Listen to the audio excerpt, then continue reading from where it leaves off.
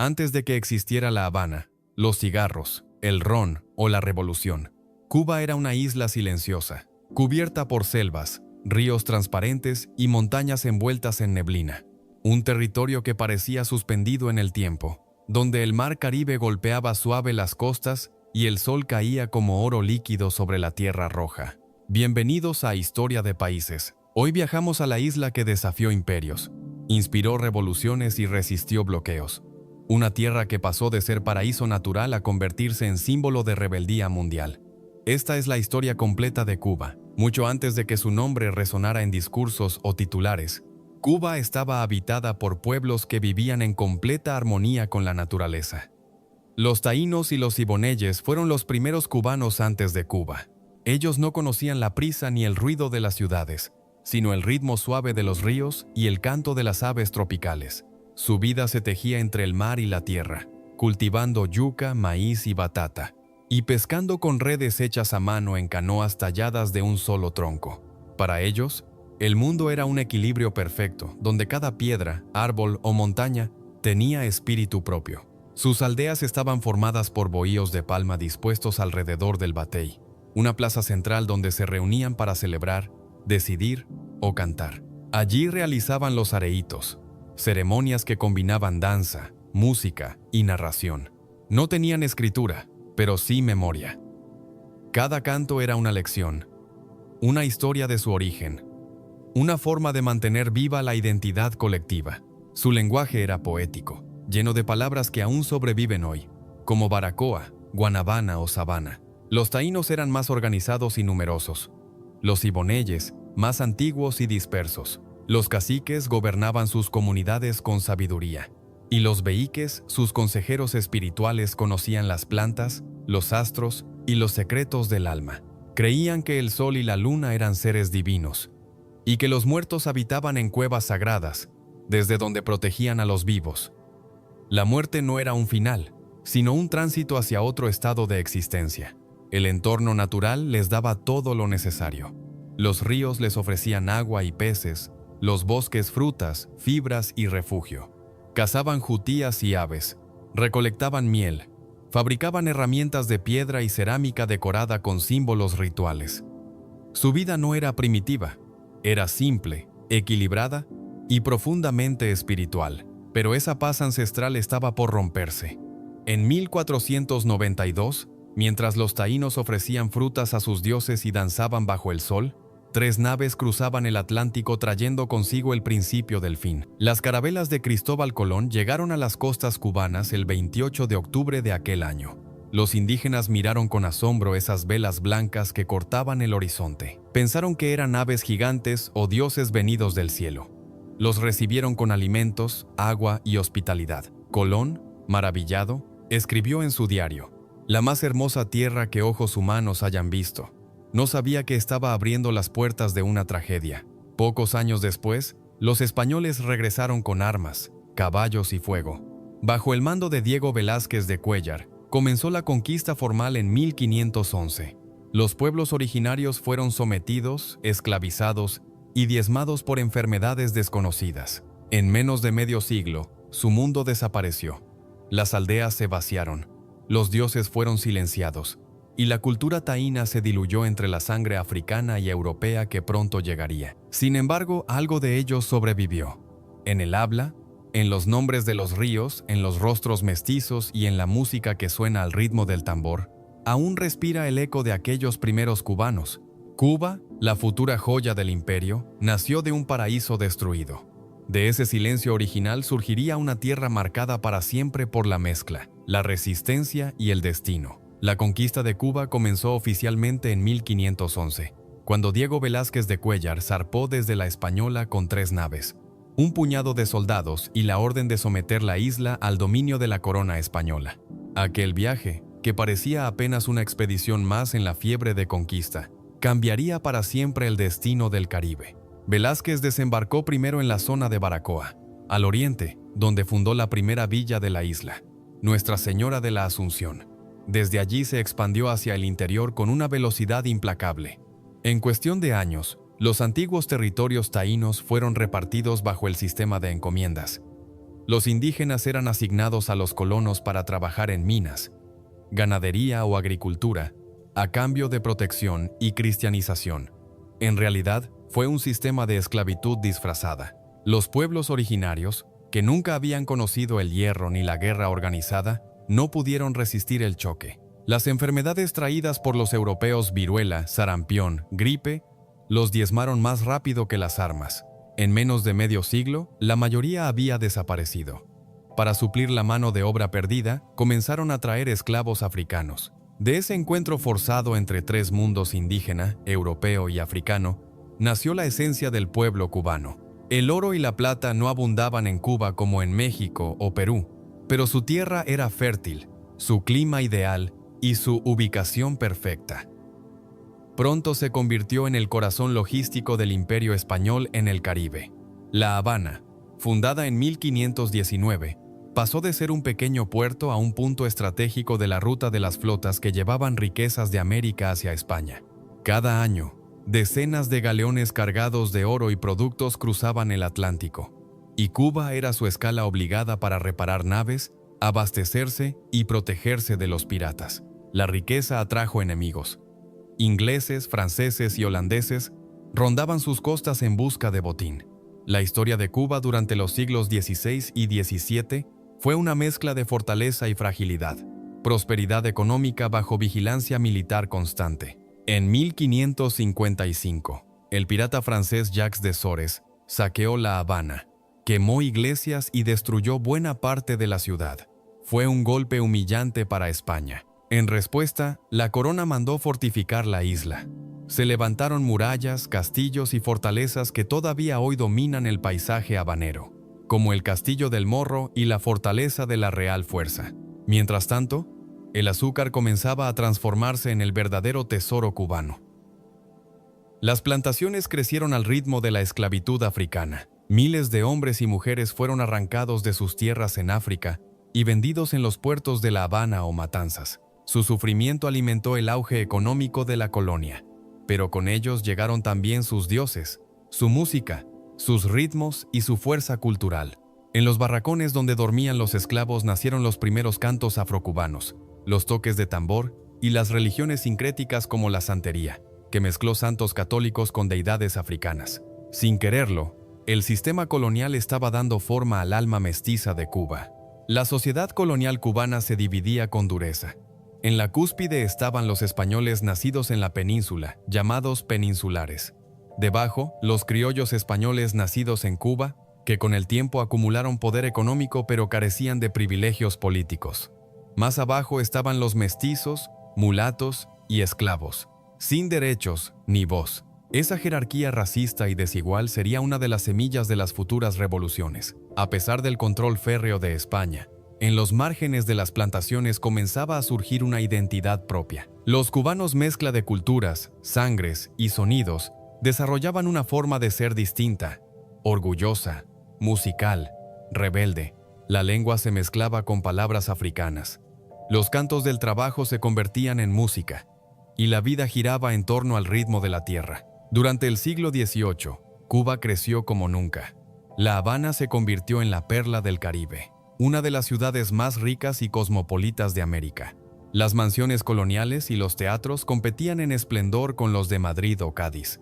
Pero esa prosperidad tenía un precio: el sudor y la sangre de los esclavos. En 1762, un hecho histórico sacudió la isla.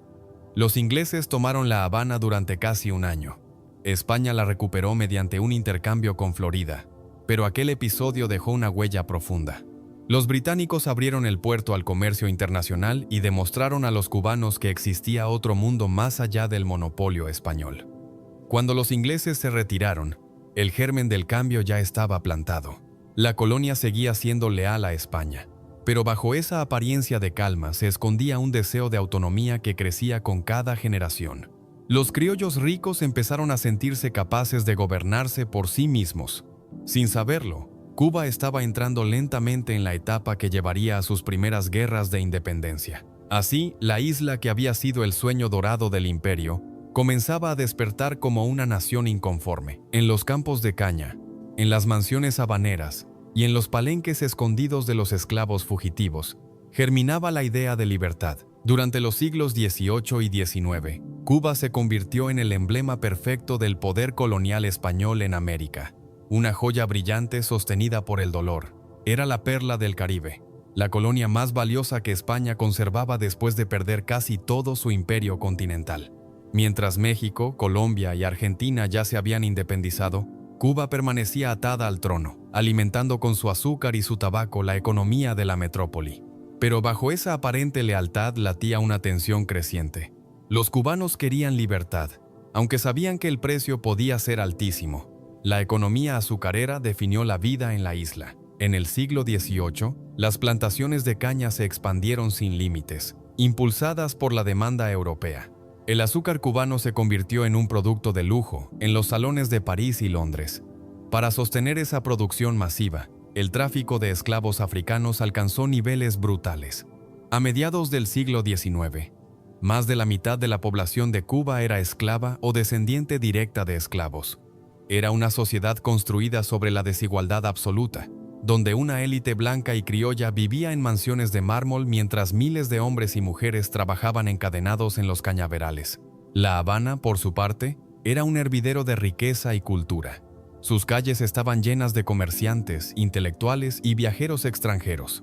El puerto era uno de los más transitados del mundo, pero también era un foco de espionaje, rumores y conspiraciones. En los cafés se discutía sobre las revoluciones de América Latina, sobre la independencia de los Estados Unidos y las ideas de libertad que cruzaban el Atlántico desde Europa. La imprenta comenzó a ser un arma silenciosa. Panfletos, poemas y periódicos difundían el sueño de una Cuba libre. España, consciente de que la isla era su última gran posesión, reforzó el control militar y político. Gobernadores corruptos, censura y represión marcaron la vida cotidiana. Los criollos, aunque ricos, no podían ocupar los cargos más altos ni tomar decisiones sobre el comercio o los impuestos. Esa exclusión alimentó el resentimiento. Mientras tanto, en los ingenios, los esclavos empezaban a organizarse. Algunos huían a las montañas y formaban comunidades libres conocidas como palenques. Desde allí atacaban plantaciones y liberaban a otros esclavos. Eran los primeros focos de resistencia armada en el corazón del sistema colonial. En medio de esa realidad tan dura, la cultura cubana floreció. El sincretismo entre África, España y el Caribe dio lugar a una identidad única. La música mezclaba tambores africanos con guitarras andaluzas. Las religiones combinaban santos católicos con orishas africanos. Las comidas eran fusión de 3 continentes. Cuba empezaba a ser Cuba, no por decreto, sino por mezcla. A comienzos del siglo XIX, los cambios globales aceleraron la historia. La Revolución Haitiana, 1790 y uno hasta 1804, que culminó con la independencia de Haití, aterrorizó a los hacendados cubanos. Temían que una rebelión de esclavos incendiara también sus cañaverales. Por eso, mientras el resto de América se levantaba contra España, la élite cubana se mantuvo fiel a la metrópoli, buscando protección. Paradójicamente, esa lealtad hizo que España invirtiera más en la isla, reforzando su prosperidad. Cuba se modernizó. Se construyeron ferrocarriles, acueductos y fábricas. Pero todo seguía girando en torno al azúcar y al tabaco, los 2 productos que definirían su destino. El tabaco cubano, especialmente el de la región de Vuelta Abajo, se convirtió en el mejor del mundo. Los torcedores artesanos del tabaco eran casi poetas de su oficio. En las fábricas, mientras trabajaban, escuchaban a lectores contratados que les leían novelas, periódicos y textos políticos. Así, las ideas de libertad y justicia social se difundieron incluso entre los obreros. De esas lecturas surgiría una conciencia nacional que más tarde alimentaría la revolución. Mientras tanto, las tensiones sociales crecían. España seguía imponiendo impuestos abusivos y manteniendo un ejército que trataba a los cubanos como súbditos de segunda categoría. En las tertulias de La Habana, intelectuales como José Antonio Sacco o Félix Varela empezaban a hablar de independencia. Aunque muchos sabían que enfrentarse a la metrópoli podía significar la ruina o la muerte. En el campo, el descontento era aún mayor. Los esclavos, que representaban la mayoría de la población rural, soñaban con libertad. Los campesinos criollos veían cómo sus cosechas eran compradas por precios miserables, mientras los comerciantes peninsulares se enriquecían. Era un polvorín a punto de estallar. El siglo XIX avanzó y la isla se transformó en una mezcla explosiva de riqueza, represión y deseo de cambio. El control español comenzaba a resquebrajarse, pero todavía faltaba una chispa para encender el fuego. Esa chispa llegaría en 1868, en un ingenio del oriente cubano, cuando un hombre llamado Carlos Manuel de Céspedes, dueño de esclavos y abogado ilustrado, decidió liberar a los suyos y levantar la bandera de la independencia. Su grito, el grito de Yara, marcaría el comienzo de una nueva etapa, la lucha por la libertad de Cuba. El 10 de octubre de 1868, en su ingenio La de Majagua, el abogado y hacendado Carlos Manuel de Céspedes liberó a sus esclavos y los llamó a levantarse contra España. Aquel día, su grito retumbó en los cañaverales del oriente. ¡Viva Cuba libre! Era el comienzo de la Guerra de los 10 años, el primer intento serio de independencia cubana. Los campesinos, los esclavos y algunos criollos se unieron a la rebelión. No era solo una guerra política, era también una guerra social, una revuelta contra siglos de opresión, racismo y desigualdad. El ejército español respondió con brutalidad. Tenía hombres, armas y recursos infinitamente superiores, pero no conocía la selva, ni las montañas, ni la pasión de los cubanos. Durante una década, los insurgentes lucharon con lo que tenían: machetes, caballos y una determinación inquebrantable. Las tropas mambisas, como se llamaban los independentistas, se movían por el monte, aparecían y desaparecían, golpeaban con rapidez y se desvanecían entre la niebla. Era una guerra irregular, pero profundamente heroica. Céspedes, considerado el padre de la patria, fue elegido presidente de la República en armas. Sin embargo, las divisiones internas y la falta de apoyo internacional debilitaron la causa. España, decidida a conservar su última joya, respondió con una estrategia de tierra arrasada. Incendió pueblos, destruyó cosechas y ejecutó a todo sospechoso de simpatizar con los rebeldes. El sufrimiento civil fue indescriptible. Aún así, la guerra encendió algo que ya no se podía apagar: el sentimiento nacional cubano. Por primera vez, negros, blancos, campesinos, intelectuales y exesclavos luchaban juntos bajo una misma bandera. Cuando la guerra terminó en 1878, con la Paz del Zanjón, España prometió reformas que nunca cumplió. La esclavitud fue abolida oficialmente pocos años después, pero la desigualdad persistió. Muchos patriotas se exiliaron, jurando volver. Entre ellos, un joven delgado, de mirada intensa y palabras ardientes llamado José Martí. Martí se convertiría en el alma de la independencia cubana. En el exilio, sobre todo en Nueva York, organizó un movimiento político y militar que unió a las distintas facciones. Comprendió que la independencia debía ser no solo un acto militar, sino también moral y cultural. Escribió: «Patria es humanidad». Soñaba con una Cuba justa, sin racismo ni dictadores, libre de toda dominación extranjera. En 1892, fundó el Partido Revolucionario Cubano y comenzó a preparar la nueva guerra. Mientras tanto, España seguía aferrada a la isla con mano de hierro.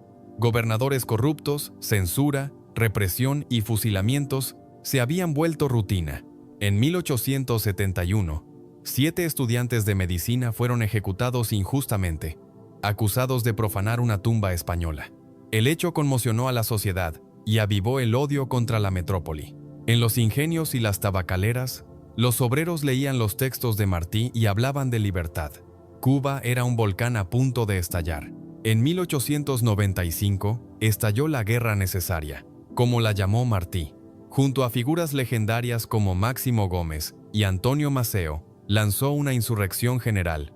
Martí desembarcó en la isla para unirse a los combatientes, pero murió en su primera batalla, en Dos Ríos, el 19 de mayo de 1895. Su muerte lo convirtió en mártir, y su ideal, en bandera. Los cubanos siguieron luchando inspirados en su ejemplo. La guerra fue feroz. El ejército español, bajo el mando del general Valeriano Weyler, implementó los campos de reconcentración, donde miles de civiles murieron de hambre y enfermedades. Las imágenes de mujeres y niños famélicos llegaron a Estados Unidos y generaron una ola de indignación pública. Washington vio la oportunidad de intervenir en un conflicto que ya llevaba 3 años y que debilitaba a España. En 1898, tras la misteriosa explosión del acorazado estadounidense USS Maine en el puerto de La Habana, Estados Unidos declaró la guerra a España. Fue un conflicto breve, el desastre del 98. En cuestión de meses, la flota española fue destruida y su ejército derrotado. España perdió Cuba, Puerto Rico y Filipinas. Pero la independencia cubana llegaría con una sombra. El 1 de enero de 1899, las tropas estadounidenses ocuparon la isla.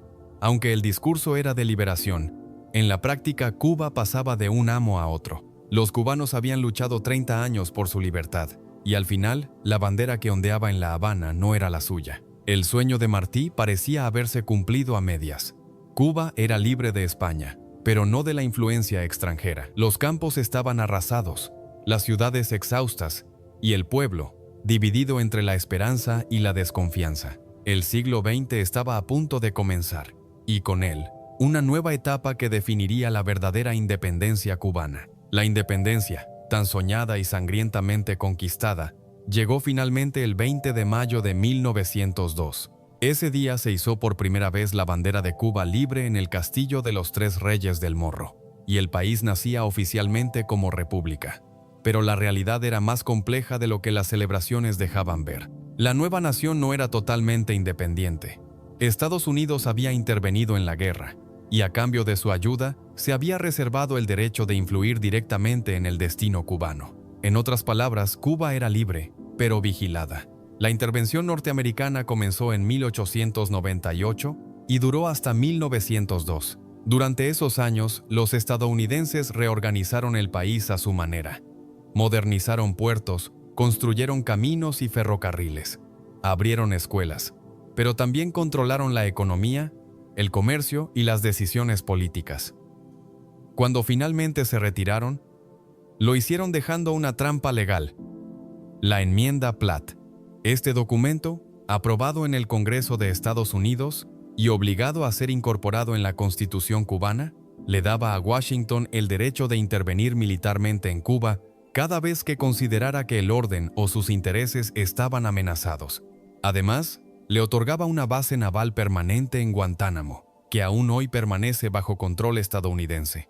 El primer presidente de la República fue Tomás Estrada Palma, un viejo luchador por la independencia y amigo personal de José Martí. Muchos creyeron que con él comenzaría una era de estabilidad, pero muy pronto se vio que el poder seguía girando alrededor de los intereses estadounidenses y de las élites locales. Las grandes compañías norteamericanas compraron ingenios, ferrocarriles, tierras y bancos. El azúcar cubano se exportaba casi en su totalidad a Estados Unidos, y los precios dependían de las decisiones del mercado norteamericano. Era una independencia con correa corta. En las calles de La Habana, el ambiente era contradictorio. Por un lado había esperanza, nuevas escuelas, edificios, cafés, ferias, periódicos, universidades. Por otro, una creciente frustración. El pueblo sentía que había cambiado de amo, no de destino. Las promesas de igualdad que Martí había soñado quedaban relegadas frente a los intereses económicos. Los campesinos seguían pobres, los antiguos combatientes mambises eran olvidados, y las tensiones raciales persistían. En 1906 estalló la primera gran crisis, una rebelión contra Estrada Palma, por denuncias de fraude electoral. Estados Unidos aprovechó el caos para enviar marines y restablecer el orden. La ocupación duró hasta 1909. Cuba volvía a tener soldados extranjeros en su tierra. Cuando se marcharon nuevamente, dejaron un país aún más dependiente de su economía. La década siguiente fue una montaña rusa de gobiernos corruptos, golpes de Estado y tensiones sociales. En 1912 ocurrió una masacre que marcó profundamente al país. El levantamiento del Partido Independiente de Color, una organización formada por veteranos negros de la Guerra de Independencia que reclamaban igualdad de derechos. El gobierno respondió con una represión brutal. Miles de afrodescendientes fueron asesinados. El mensaje fue claro. La nueva república estaba dispuesta a mantener el orden racial heredado del pasado colonial. Pese a todo, la cultura cubana florecía. La música, el teatro y la literatura se convirtieron en vías de expresión del alma nacional. En los cafés de La Habana Vieja sonaban los primeros sones, mezcla de ritmos africanos y guitarras españolas que más tarde darían origen a la música cubana moderna. La identidad del país empezaba a definirse no en los discursos políticos, sino en el arte, el idioma, la comida y la alegría popular. En la década de 1920, el país vivió una aparente bonanza económica gracias al alto precio del azúcar durante la Primera Guerra Mundial. La Habana se llenó de luces, autos norteamericanos, bares, cabarets y casinos. Era la época dorada del dinero rápido y los excesos. Pero cuando los precios del azúcar cayeron, el espejismo se rompió. Miles de trabajadores quedaron en la miseria. El malestar social creció, y la política se volvió un juego sucio de poder, sobornos y represión. En ese escenario emergió la figura de un hombre que cambiaría la historia del país, Gerardo Machado. Electo presidente en 1925, prometió modernizar Cuba, construir carreteras y escuelas, y limpiar la corrupción. Al principio lo logró, pero con el tiempo se convirtió en dictador. Censuró la prensa, encarceló opositores y extendió su mandato por la fuerza. Su régimen, aunque impulsó obras públicas, fue uno de los más autoritarios de la época. La represión provocó una ola de resistencia estudiantil, sindical y popular. En 1933, un levantamiento militar liderado por el sargento Fulgencio Batista derrocó a Machado. Era el comienzo de una nueva etapa, la de los golpes, las constituciones efímeras y los sueños frustrados de democracia. Cuba entraba en un ciclo de poder inestable que marcaría todo su siglo XX. Aquel país joven, nacido del sacrificio de 3 décadas de guerra, se encontraba ahora atrapado entre la influencia de una potencia extranjera y sus propias heridas internas. La república existía en papel, pero el ideal de independencia total seguía siendo una deuda pendiente. La caída de Gerardo Machado en 1933 fue recibida con euforia popular, pero aquella victoria pronto se convirtió en caos. Cuba se sumergió en una tormenta política donde nadie parecía tener el control total. El ejército, los estudiantes, los sindicalistas y los políticos tradicionales se disputaban el poder. En medio de esa confusión emergió una figura inesperada: Fulgencio Batista. Un sargento del ejército con carisma y habilidad para manipular a todos los bandos. En cuestión de meses, pasó de ser un militar desconocido a convertirse en el verdadero árbitro del país. Batista no tomó el poder de inmediato. Durante un tiempo gobernó desde las sombras, apoyando a presidentes débiles que él mismo controlaba. En 1940 decidió dar el salto y presentarse como candidato presidencial. Para sorpresa de muchos, ganó las elecciones. Su primer gobierno 1940-1944 fue, en apariencia, uno de los más progresistas de la historia cubana. Impulsó una nueva constitución, considerada una de las más avanzadas de América Latina. Reconocía derechos laborales, educación gratuita y libertad de prensa. En esos años, Cuba parecía avanzar hacia una democracia sólida, moderna y socialmente consciente. Sin embargo, bajo la superficie, la corrupción continuaba. El país seguía dependiendo casi exclusivamente del azúcar, y la economía giraba alrededor del comercio con Estados Unidos. Las grandes empresas norteamericanas seguían controlando la energía, los ferrocarriles y buena parte de la producción agrícola. Los campesinos cubanos vivían endeudados, y las zonas rurales eran un retrato de pobreza extrema frente al lujo de La Habana. Tras dejar el poder, Batista se exilió voluntariamente y permitió que las elecciones de 1944 las ganara Ramón Grau San Martín, un político populista con apoyo popular. Grau prometió limpieza, justicia social y soberanía económica, pero su gobierno terminó hundido en escándalos, clientelismo y narcotráfico. A su sucesor, Carlos Príos Socarrás, tampoco le fue mejor. La violencia política y la influencia de la mafia norteamericana se apoderaron del país. Mientras tanto, La Habana vivía una doble vida. Por un lado, era un paraíso turístico. Casinos, hoteles de lujo y clubes nocturnos atraían a celebridades de todo el mundo. Por otro, en los barrios humildes y en el campo, la miseria y la desigualdad eran insoportables. Los campesinos no tenían tierra, los trabajadores ganaban salarios miserables y el desempleo se disparaba cada vez que bajaban los precios del azúcar. En ese contexto, Fulgencio Batista decidió regresar. En marzo de 1952, cuando las encuestas preveían su derrota en las elecciones, dio un golpe de Estado y tomó el poder por la fuerza. Suspendió la Constitución de 1940, disolvió el Congreso y estableció un régimen militar. Fue un retorno brutal al autoritarismo, con el respaldo tácito de Estados Unidos, que veía en Batista un aliado confiable para mantener el orden y proteger sus intereses. El nuevo gobierno prometía estabilidad, pero trajo represión. Los sindicatos fueron controlados, los opositores perseguidos y la prensa censurada. El dinero fluía en los casinos y prostíbulos de La Habana, donde la mafia estadounidense, figuras como Meyer Lansky o Lucky Luciano, encontró un paraíso para lavar fortunas. Las calles principales se llenaron de Cadillacs y luces de neón, mientras en el interior del país, el hambre y la desesperación se profundizaban. En las universidades y entre los jóvenes, el malestar crecía. La corrupción del régimen, el servilismo ante Estados Unidos y la brecha social se convirtieron en símbolos de humillación nacional. Fue en ese caldo de cultivo donde un joven abogado de 26 años, llamado Fidel Castro, comenzó a organizar la resistencia. Idealista, ambicioso y profundamente nacionalista, Castro veía a Batista como la encarnación de todo lo que había que derribar. El 26 de julio de 1953, junto a un grupo de jóvenes armados, atacó el cuartel Moncada en Santiago de Cuba, con la intención de iniciar una insurrección. La operación fue un desastre. Muchos murieron, y los sobrevivientes, entre ellos Fidel y su hermano Raúl, fueron capturados y encarcelados.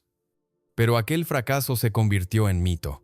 Durante su juicio, Castro pronunció su famoso discurso: "La historia me absolverá", un texto que pronto circularía clandestinamente por toda la isla y lo transformaría en líder simbólico de la resistencia. En 1955, tras una amnistía impulsada por la presión popular, Fidel fue liberado. Inmediatamente se exilió en México, donde conoció a Ernesto Che Guevara, un médico argentino que se uniría a su causa.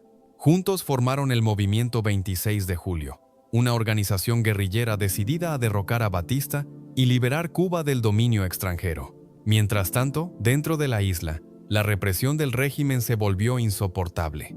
Los fusilamientos, las torturas y la censura eran parte cotidiana de la vida política. Los ricos disfrutaban de los casinos del Hotel Nacional y los pobres soñaban con escapar. Cuba era una bomba a punto de estallar. A finales de 1956, Fidel, el Che y un pequeño grupo de rebeldes zarparon desde México a bordo del yate Granma rumbo a las costas cubanas.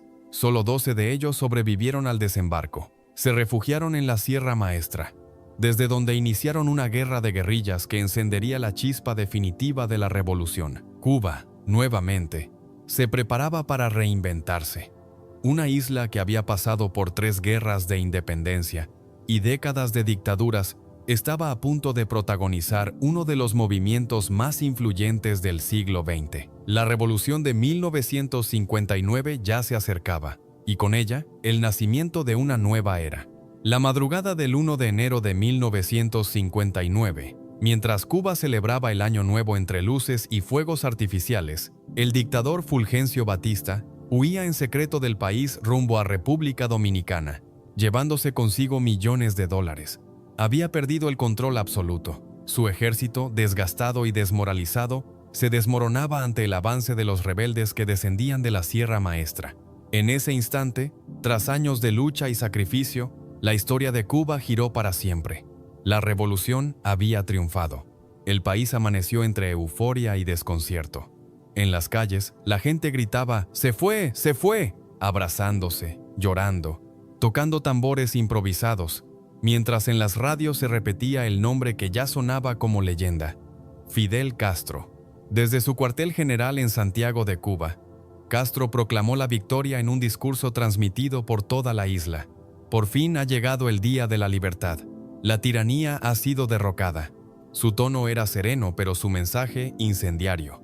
Cuba entraba en una nueva era. El 8 de enero, Fidel y sus barbudos entraron en La Habana montados en tanques y camiones. Las multitudes los recibieron como héroes. Las imágenes dieron la vuelta al mundo. Jóvenes barbudos vestidos de verde oliva, sonriendo y levantando los brazos ante una ciudad que estallaba de alegría. En sus rostros, la esperanza.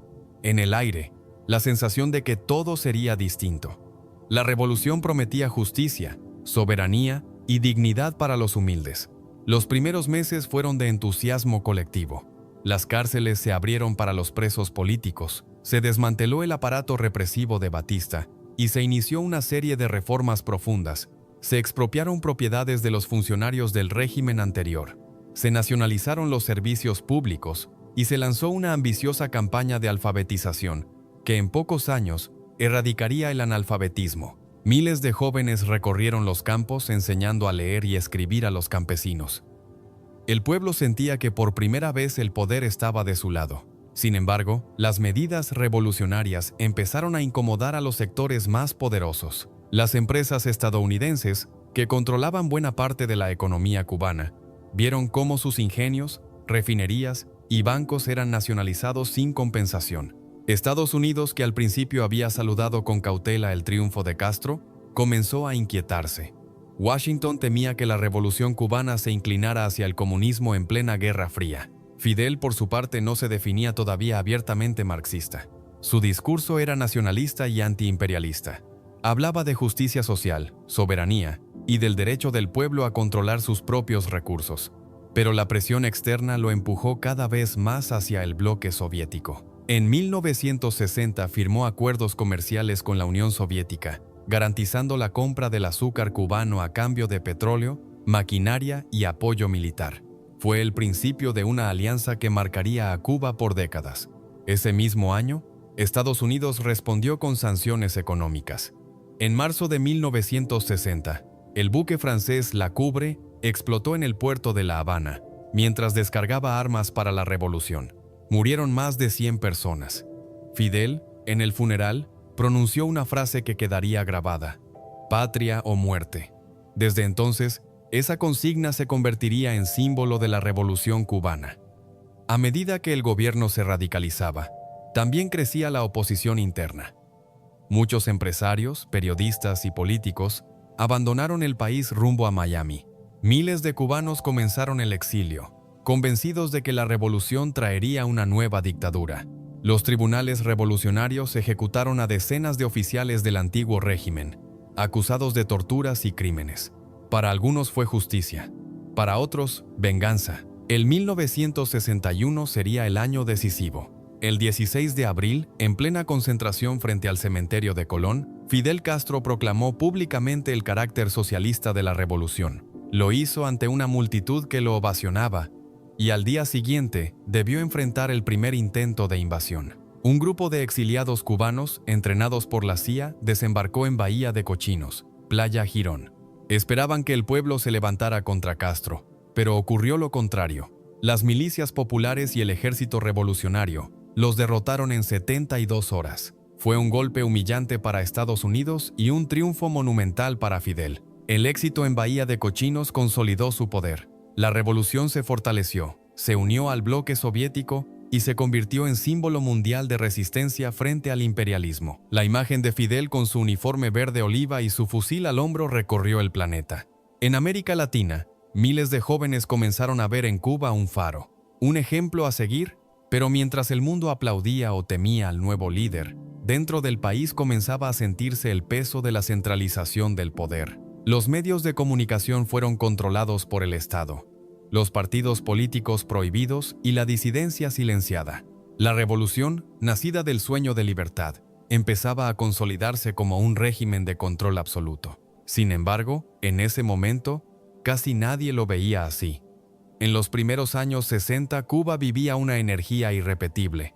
La gente creía en el cambio, en la justicia, en la idea de que un pequeño país podía desafiar al gigante del norte. La revolución era esperanza pura. El triunfo de la revolución había puesto a Cuba en el centro del tablero mundial. Pero lo que vendría después superaría cualquier pronóstico. A comienzos de los años 60, la isla se convirtió en el escenario más peligroso del planeta. El único lugar donde una confrontación entre Estados Unidos y la Unión Soviética pudo haber desencadenado una guerra nuclear. Era el momento en que el sueño de la independencia absoluta se transformaba en un desafío a las potencias del mundo. Tras el fracaso de Bahía de Cochinos en 1961, el gobierno estadounidense juró no volver a subestimar a Castro. Washington temía que la revolución se propagara por América Latina y que la isla se transformara en una base comunista a solo 150 kilómetros de sus costas. La CIA comenzó una guerra encubierta. Sabotajes, infiltraciones y atentados contra la economía cubana. Incluso se planearon decenas de intentos de asesinato contra Fidel, algunos tan absurdos como usar un traje de buceo envenenado o un cigarro explosivo. En respuesta, Castro estrechó aún más su alianza con Moscú. En 1962, el líder soviético Nikita Juniorhov decidió instalar en la isla misiles nucleares capaces de alcanzar ciudades estadounidenses en minutos. Lo hizo con el argumento de proteger a Cuba de otra invasión, pero en realidad buscaba equilibrar el poder nuclear global. En octubre de ese año, aviones espía norteamericanos descubrieron las bases de lanzamiento en territorio cubano. Durante casi 2 semanas, la humanidad entera vivió al borde del abismo. Buques soviéticos cargados con más misiles navegaban hacia Cuba, mientras la armada estadounidense bloqueaba la isla.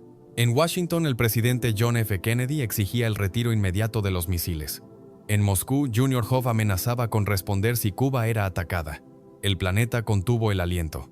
Las sirenas de emergencia se preparaban, los refugios antiaéreos se llenaban, y millones de personas creyeron que el fin estaba cerca. Finalmente, el 28 de octubre de 1962, se alcanzó un acuerdo secreto. La Unión Soviética retiraría sus misiles de Cuba, a cambio de que Estados Unidos hiciera lo mismo con sus misiles en Turquía, y prometiera no invadir la isla. La guerra nuclear fue evitada, pero Fidel Castro quedó furioso. No había sido consultado en las negociaciones. Para él, el acuerdo fue una humillación. Sin embargo, su posición como líder antinorteamericano quedó más fuerte que nunca. La revolución cubana se transformó en símbolo de desafío global. Después de la crisis, el bloqueo económico de Estados Unidos se endureció. Ninguna empresa norteamericana podía comerciar con Cuba, y los países que lo hicieran arriesgaban sanciones. En respuesta, la isla se volcó por completo hacia el bloque soviético. La economía se reorganizó bajo el modelo socialista. El Estado controlaba la producción, la educación, la salud, los medios de comunicación y las artes. Se eliminó la propiedad privada a gran escala y se colectivizó la agricultura. Los años 60 fueron paradójicamente una época de sacrificio y orgullo. Mientras el consumo y el lujo desaparecían, la educación y la salud alcanzaban niveles inéditos. Se construyeron hospitales, se alfabetizó a casi toda la población, y la ciencia médica cubana empezó a destacarse en toda América Latina. Fidel promovía el ideal del hombre nuevo, un ciudadano educado, solidario y dispuesto a sacrificarlo todo por la revolución. Pero la otra cara del sistema era más oscura. Quienes discrepaban del gobierno eran etiquetados como contrarrevolucionarios y enviados a prisión o al exilio. Las familias se dividieron, miles escaparon en balsas hacia Florida, y el control político se volvió absoluto. El Comité de Defensa de la Revolución vigilaba cada barrio, reportando cualquier conducta sospechosa. La isla que había prometido libertad se convirtió en una sociedad vigilada. A nivel internacional, Cuba se convirtió en potencia política y militar dentro del mundo socialista. En África, envió tropas y médicos para apoyar movimientos revolucionarios en Angola y Etiopía. En América Latina, financió guerrillas y formó líderes insurgentes que veían en Fidel un modelo de resistencia. La figura del Che Guevara, muerto en Bolivia en 1967, se transformó en ícono mundial. Para millones de jóvenes, Cuba era la utopía en acción. Para otros, un experimento totalitario disfrazado de justicia. En 1976, tras años de institucionalización, se aprobó una nueva constitución que formalizaba al Partido Comunista de Cuba como la única fuerza política del país. La isla se declaró oficialmente un Estado socialista y reafirmó su alianza con la Unión Soviética. La economía dependía casi por completo del comercio con el bloque del Este.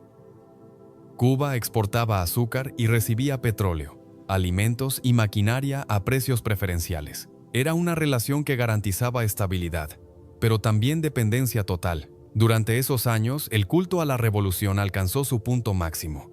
La propaganda mostraba a Fidel como un líder incansable, un padre protector que guiaba al pueblo frente al enemigo imperialista. En las escuelas, los niños juraban lealtad a la patria y aprendían que resistir era una virtud. Para muchos cubanos, la revolución era fe, identidad y destino, pero para otros, era una prisión ideológica de la que no se podía escapar.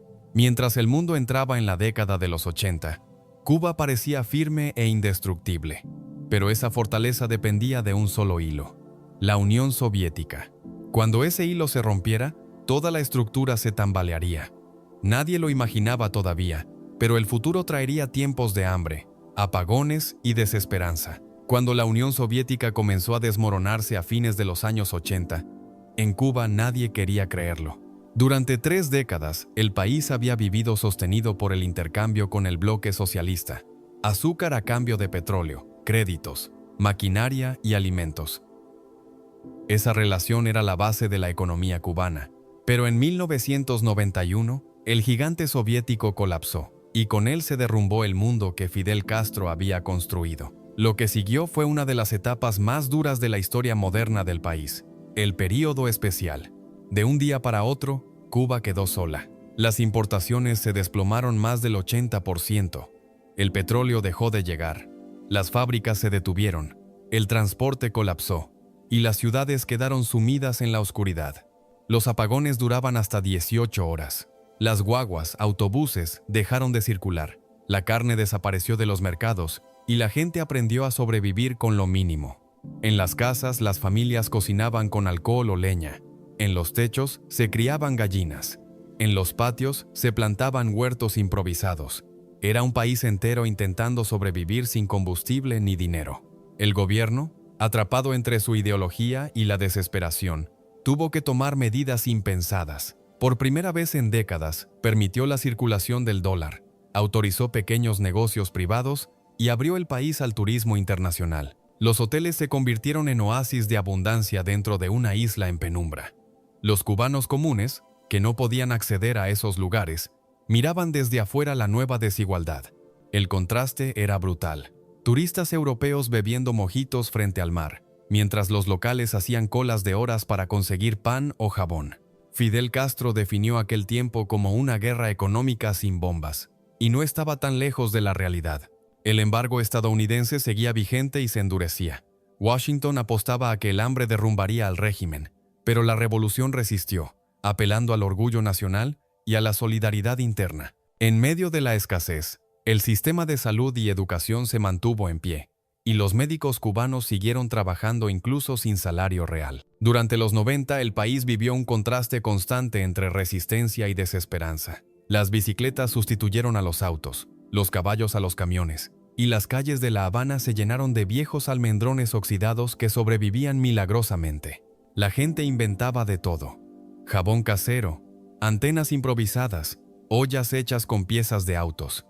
Cuba se volvió un laboratorio de ingenio popular. La crisis también transformó la sociedad. Miles de cubanos, especialmente jóvenes, comenzaron a perder la fe en el futuro. El éxodo creció como nunca antes. En 1994, una ola de desesperados se lanzó al mar en balsas improvisadas hacia Florida. Fue la crisis de los balseros. Las imágenes de hombres, mujeres y niños flotando en neumáticos recorrieron el mundo. Algunos llegaron, muchos desaparecieron en el mar. Era la otra cara del heroísmo revolucionario. El país que había resistido al imperialismo ahora luchaba por escapar del hambre. Fidel, consciente de que el sistema estaba al borde del colapso, apostó por 2 salvavidas: el turismo y la medicina internacional. Se crearon polos turísticos como Varadero, se permitió la inversión extranjera en hoteles y se exportaron médicos y misiones humanitarias a países de África y América Latina, a cambio de petróleo o divisas. Cuba se reinventaba, aunque sin renunciar oficialmente al socialismo. En medio de esa tormenta, surgió un fenómeno inesperado. La cultura cubana renació. La música, el cine y la literatura volvieron a conquistar el mundo. El grupo Buena Vista Social Club llevó los ritmos tradicionales de la isla a los escenarios internacionales, mostrando una Cuba melancólica pero viva. Las imágenes de La Habana decadente y bella, los balcones derruidos y los autos antiguos, se convirtieron en íconos globales. Era como si, pese a la miseria, la isla mantuviera un alma indestructible. A finales de los 90, la llegada de Hugo Chávez al poder en Venezuela trajo un nuevo respiro. Ambos países firmaron acuerdos de cooperación que recordaban a la antigua alianza con la URSS, petróleo venezolano, a cambio de médicos cubanos. Fue el inicio de una nueva etapa de dependencia, esta vez latinoamericana. Fidel encontró en Chávez un aliado ideológico y un heredero espiritual. Pero más allá de las alianzas, el daño del período especial fue profundo. Millones de cubanos nunca volvieron a recuperar la confianza plena en el sistema. La generación nacida en los años 80 creció entre el discurso heroico de la revolución y la dura realidad del hambre. Muchos aprendieron a sobrevivir sin creer del todo en nada. Aún así, Cuba no cayó. Contra toda predicción, el régimen resistió. La disciplina, la fe en la historia y la ausencia de una oposición estructurada le permitieron mantenerse. Cuando el resto del mundo apostaba a su caída, la isla volvió a ponerse de pie, como tantas veces en su historia, pero el precio fue alto. La emigración masiva, la pérdida de talentos, la desilusión silenciosa, el periodo especial dejó una lección amarga. Cuba podía resistir cualquier enemigo externo, pero el verdadero desafío era sobrevivirse a sí misma. A comienzos de los años 2000, Cuba parecía vivir una calma frágil. El país había sobrevivido al colapso soviético, al hambre del período especial y a la hostilidad permanente de Estados Unidos. Pero el costo era visible: una economía agotada, una población envejecida y una generación joven que soñaba más con emigrar que con construir el socialismo. Aún así, Fidel Castro seguía al mando, inquebrantable, apareciendo en la televisión cada noche con sus discursos interminables y su uniforme verde oliva. Como si el tiempo no lo afectara, la relación con Venezuela, bajo el liderazgo de Hugo Chávez, trajo un nuevo aire de esperanza. Los acuerdos firmados en 2000 fortalecieron al régimen. Venezuela enviaba petróleo subsidiado y Cuba aportaba miles de médicos, maestros e instructores deportivos. Gracias a ese intercambio, las calles de La Habana volvieron a tener luz. El transporte mejoró levemente y el gobierno pudo sostener sus programas sociales. En la narrativa oficial, el socialismo se reinventaba como un nuevo modelo de integración latinoamericana, en oposición al neoliberalismo de la región. Pero la base de ese renacer era débil. El sistema seguía sin producir lo suficiente, los salarios eran simbólicos y la doble moneda, el peso cubano y el CUC, equivalente al dólar, creaba una desigualdad brutal entre quienes tenían acceso al turismo y quienes no. En los barrios, la frase más repetida era «vivir de la lucha», un eufemismo para describir la economía informal, el trueque, el invento y el soborno cotidiano. El ingenio cubano se había vuelto una herramienta de supervivencia. En 2006, un suceso inesperado sacudió la isla. Fidel Castro enfermó gravemente. Por primera vez en medio siglo, el líder absoluto cedía el poder, temporalmente, a su hermano menor Raúl Castro. Fue el fin de una era. Fidel se retiró lentamente de la vida pública, y aunque siguió opinando desde sus reflexiones publicadas en el periódico Granma, su tiempo había pasado. Raúl, más pragmático y silencioso, asumió oficialmente la presidencia en 2008. Con él llegó una etapa de cambios graduales pero significativos. Se permitió la compraventa de viviendas y automóviles. Se ampliaron las licencias para trabajadores privados, los llamados cuentapropistas, y se flexibilizaron las restricciones de viaje. Los cubanos podían, por primera vez en décadas, salir legalmente del país. No era una apertura política, pero sí una respiración económica. Raúl intentaba mantener el sistema sin destruirlo. Mientras tanto, el mundo también cambiaba. En Estados Unidos, la presidencia de Barack Obama trajo un giro inesperado. En 2014, tras más de medio siglo de hostilidad, Washington y La Habana anunciaron el restablecimiento de relaciones diplomáticas. Las imágenes de Obama y Raúl estrechándose la mano recorrieron el mundo. Los cubanos salieron a las calles con una mezcla de esperanza y desconfianza. Por fin se hablaba de paz, pero pocos creían que el embargo desaparecería del todo.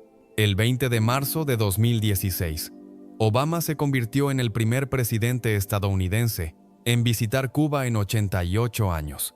Dio un discurso en el Gran Teatro de La Habana y asistió a un partido de béisbol junto a Raúl Castro. Fue un momento histórico. Los enemigos irreconciliables parecían dispuestos a dialogar. En los bares y hogares, muchos cubanos soñaron con un futuro distinto, con internet libre, más comercio y más oportunidades. Pero esa ilusión duró poco. En 2017, con la llegada de Donald Trump a la Casa Blanca, las relaciones se congelaron nuevamente. Se restablecieron las restricciones de viaje y las sanciones. El deshielo quedó en pausa, y Cuba volvió a su aislamiento habitual. En 2018, Raúl Castro dejó la presidencia y entregó el poder a un nuevo líder civil, Miguel Díaz-Canel, el primero que no llevaba el apellido Castro desde 1959. Fue un cambio generacional, pero no de rumbo. Díaz-Canel heredó un país lleno de contradicciones, una economía sin liquidez, una infraestructura colapsada y una juventud cada vez más inconforme. Con la llegada de Internet móvil en 2018, los cubanos comenzaron a conectarse con el mundo como nunca antes. Las redes sociales se llenaron de críticas, memes y denuncias que antes eran imposibles. Por primera vez, el gobierno perdía el monopolio total de la información. En 2020, la pandemia de COVID-19 golpeó con fuerza.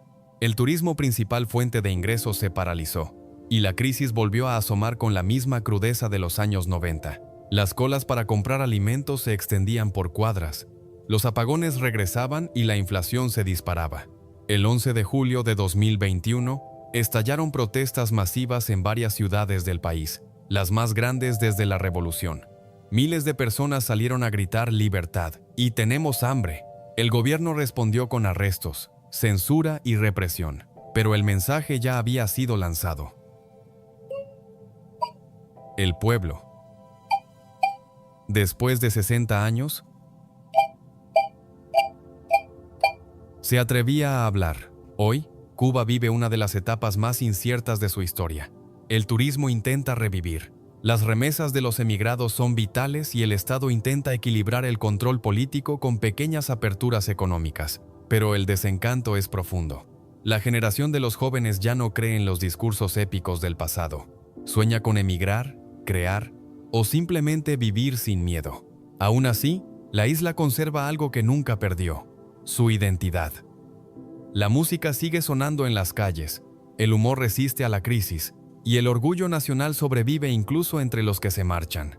Cuba, una vez más, demuestra que puede cambiar de piel sin perder su alma. Hoy, más de 6 décadas después de la Revolución de 1959, Cuba sigue siendo una paradoja viva. Es un país donde la educación y la medicina son gratuitas, pero el salario promedio no alcanza ni para comer una semana.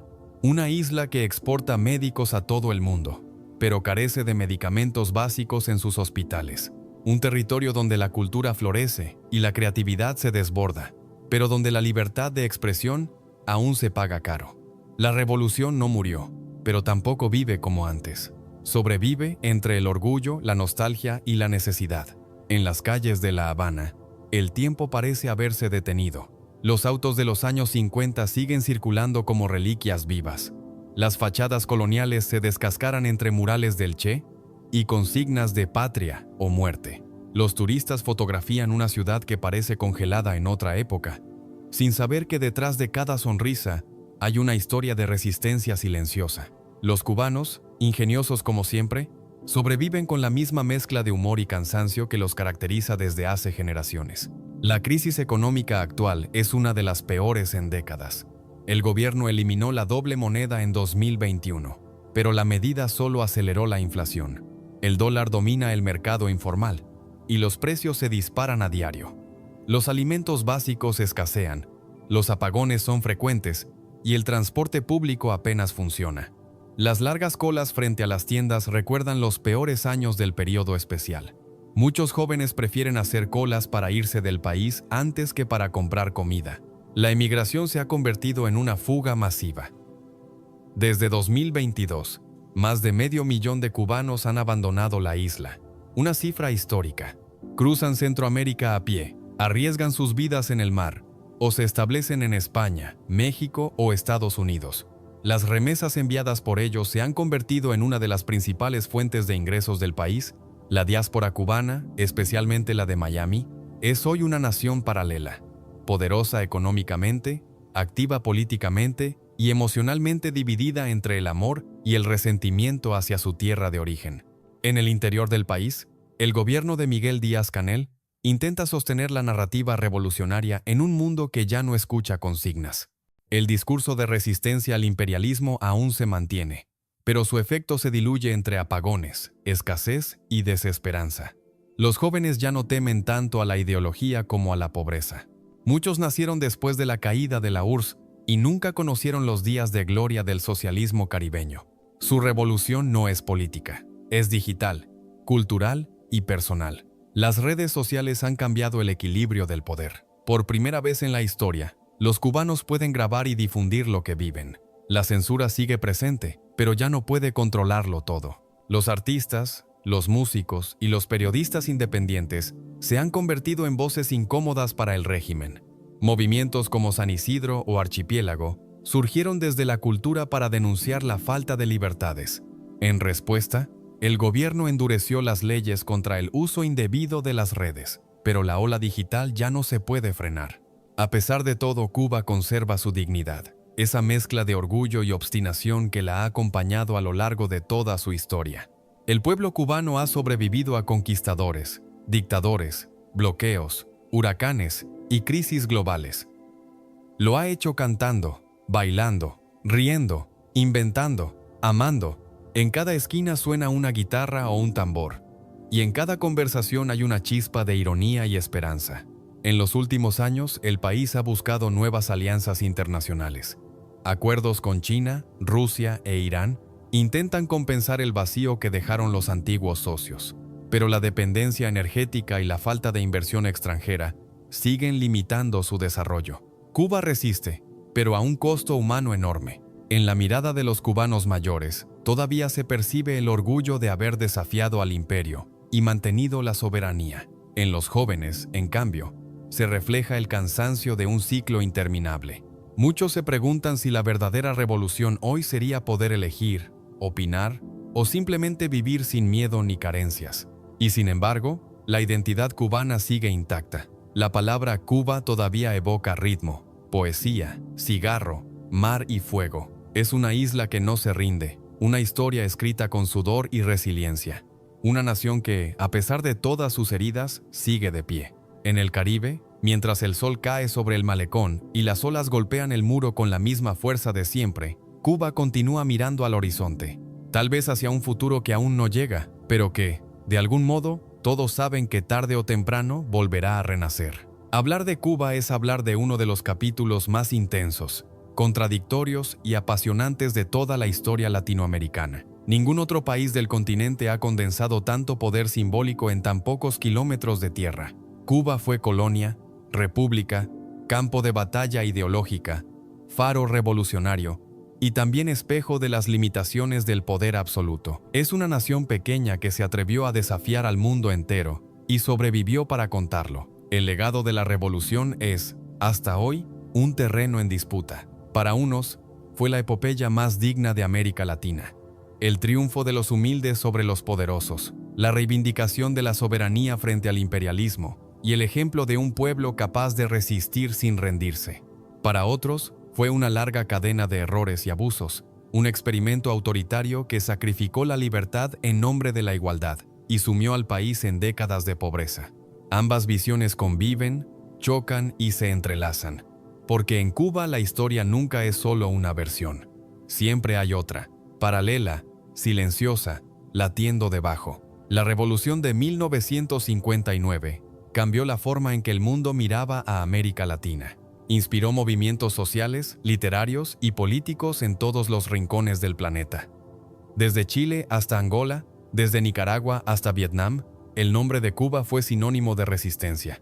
Las barbas, los uniformes verdes y la imagen del Che Guevara se convirtieron en un símbolo global. Pero esa gloria internacional también encerraba un costo. Mientras el mundo aplaudía el mito, dentro de la isla se vivían las consecuencias cotidianas de un sistema cerrado, donde disentir equivalía a traicionar. El contraste entre mito y realidad es la esencia del legado cubano.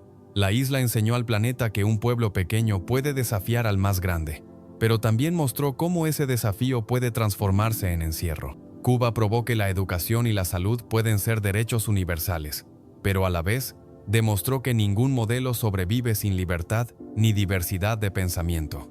La revolución elevó al pueblo, pero lo mantuvo bajo vigilancia. Lo empoderó y lo limitó al mismo tiempo.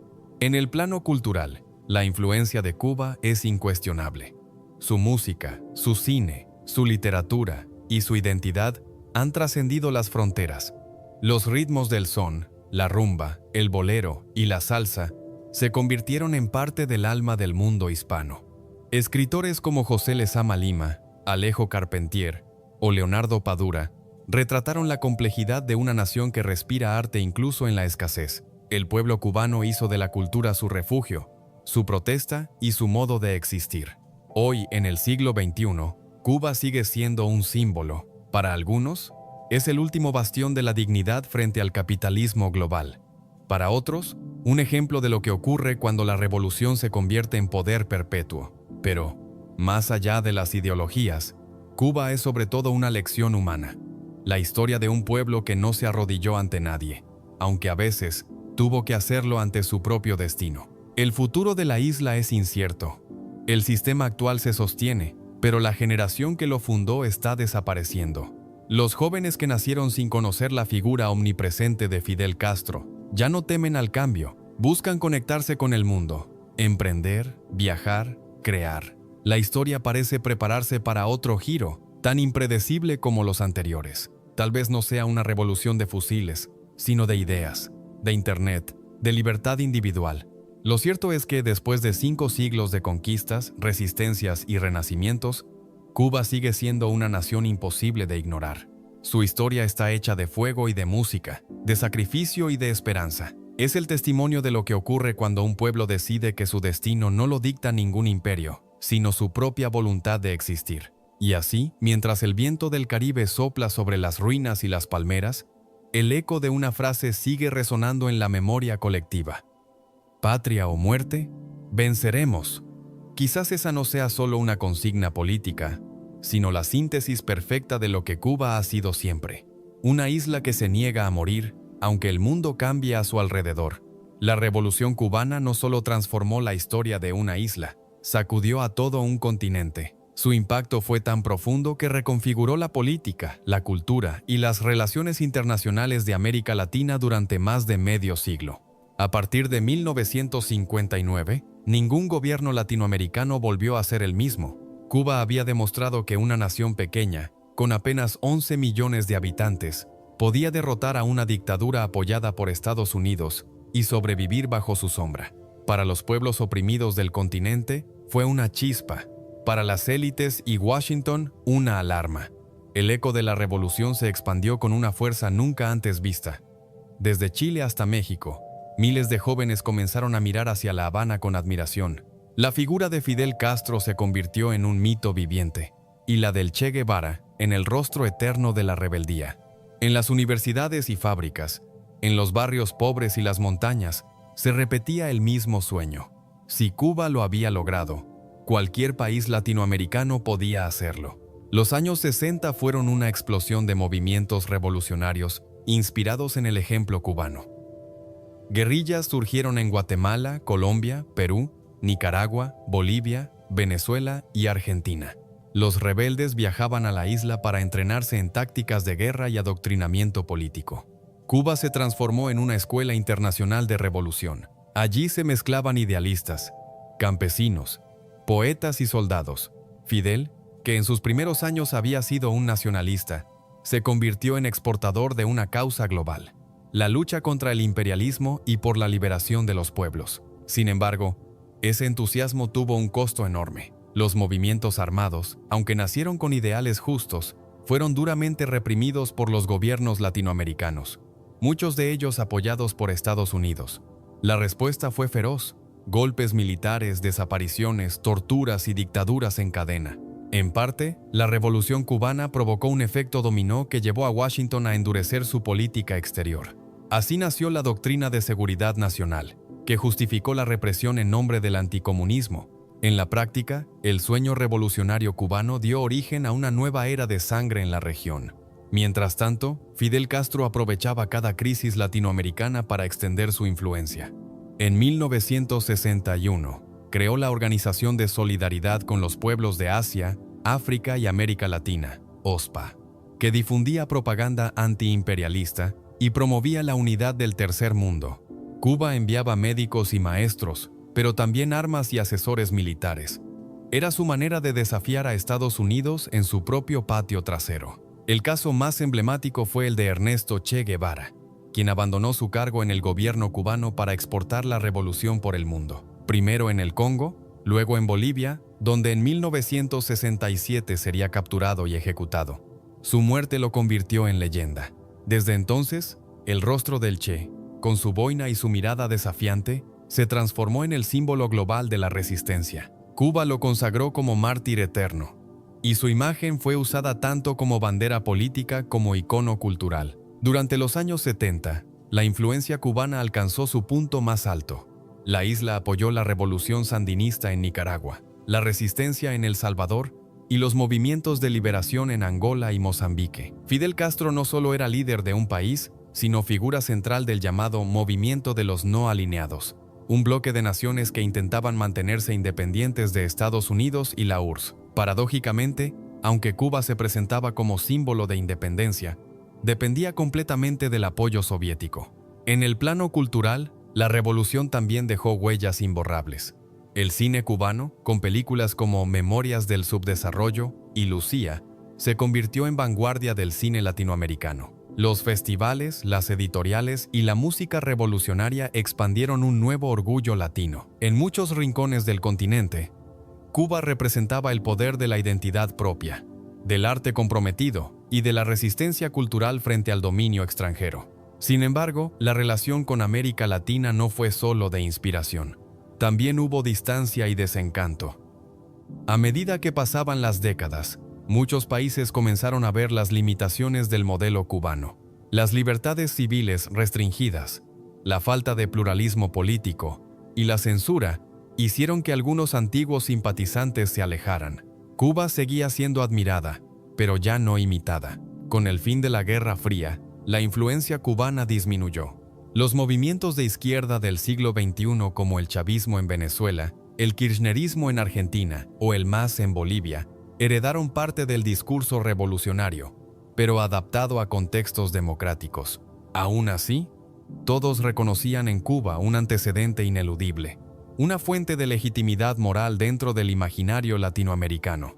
La isla, con su mezcla de épica y tragedia, cambió para siempre la forma en que América Latina se veía a sí misma. Mostró que el continente podía tener voz propia, aunque fuera a un precio altísimo, y en ese sentido, su influencia no murió con la caída del muro de Berlín ni con la muerte de Fidel. Sobrevive en cada idea de justicia, en cada protesta contra la desigualdad, en cada sueño de soberanía que aún se alza desde el río Bravo hasta la Patagonia.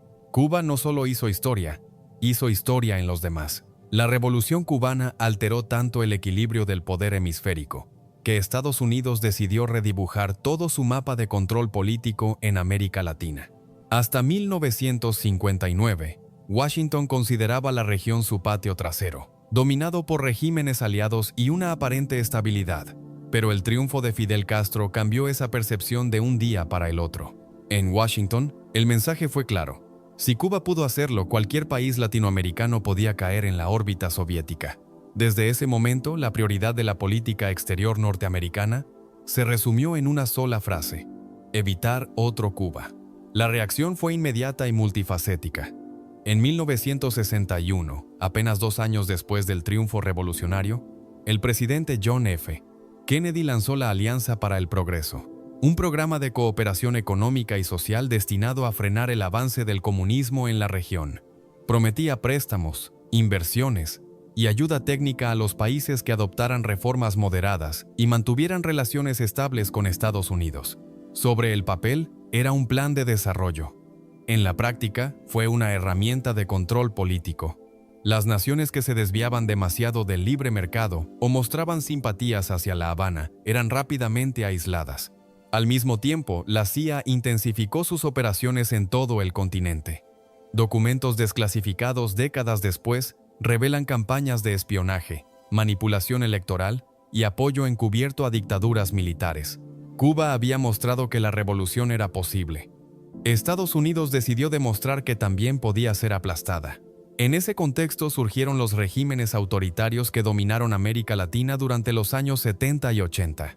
Chile, Argentina, Uruguay, Brasil, Paraguay y Bolivia cayeron bajo gobiernos militares respaldados por Washington, todos unidos bajo un mismo discurso: proteger la civilización occidental del comunismo. El ejemplo más brutal de esa estrategia fue la Operación Cóndor, una red de cooperación entre dictaduras sudamericanas, coordinada por la CIA, que perseguía, torturaba y eliminaba opositores en todo el continente. Miles de militantes, sindicalistas y estudiantes fueron desaparecidos en nombre de la seguridad nacional. En cierto modo, fue la antítesis de la Revolución cubana, donde Fidel predicaba liberación, los regímenes aliados a Estados Unidos imponían terror. América Latina quedó atrapada entre dos polos de poder que usaban la misma justificación, la defensa de la libertad, para sostener sistemas de control opuestos. Cuba, por su parte, aprovechó cada injusticia para reforzar su discurso antiimperialista. Desde La Habana, Fidel Castro denunciaba en conferencias y discursos maratónicos los crímenes de las dictaduras proestadounidenses. La isla se convirtió en refugio para exiliados políticos y foco de propaganda global. Mientras tanto, la Radio Habana transmitía mensajes revolucionarios a todo el continente, alentando a los pueblos a levantarse contra sus opresores. En los años 60 y 70, ser antiimperialista equivalía a ser pro-Cuba. Washington respondió con aislamiento diplomático. En 1962, bajo presión norteamericana, la Organización de Estados Americanos, OEA, expulsó a Cuba de su seno, argumentando que el marxismo-leninismo era incompatible con los principios del hemisferio. Durante décadas, la isla quedó excluida de toda instancia regional, cercada política y económicamente. Pero esa exclusión la fortaleció simbólicamente. Cuba pasó de ser una amenaza a convertirse en un mito, una especie de David que desafiaba al Goliat del norte. El embargo económico, impuesto en 1960 y reforzado con el paso de los años, se transformó en la herramienta más duradera del enfrentamiento. Oficialmente llamado bloqueo, prohibía a empresas estadounidenses comerciar con Cuba y sancionaba a países que lo hicieran. El objetivo era asfixiar la economía cubana hasta provocar el colapso del régimen. Pero el resultado fue el contrario. El embargo le permitió a Fidel culpar al enemigo externo de todos los males internos y mantener viva la narrativa de resistencia. A pesar del aislamiento, Cuba encontró maneras de proyectarse. Su participación militar en África, especialmente en Angola y Etiopía, sorprendió al mundo. En plena Guerra Fría, un país de 11 millones de habitantes enviaba más de 50.000 soldados a luchar por causas revolucionarias en otro continente. Para Washington, aquello era intolerable. Demostraba que Cuba, pese a su tamaño, jugaba en ligas globales. Durante los años 80, el gobierno de Ronald Reagan intensificó la ofensiva ideológica. La invasión estadounidense a Granada en 1983, una pequeña isla caribeña donde existía un gobierno simpatizante de La Habana, fue un mensaje directo: no toleraremos otra Cuba. En Centroamérica, Reagan financió a los contras en Nicaragua y a ejércitos en El Salvador y Guatemala, buscando frenar cualquier movimiento de izquierda. Era una cruzada continental, una guerra fría dentro de la Guerra Fría. Pero la historia, como siempre, dio un giro inesperado.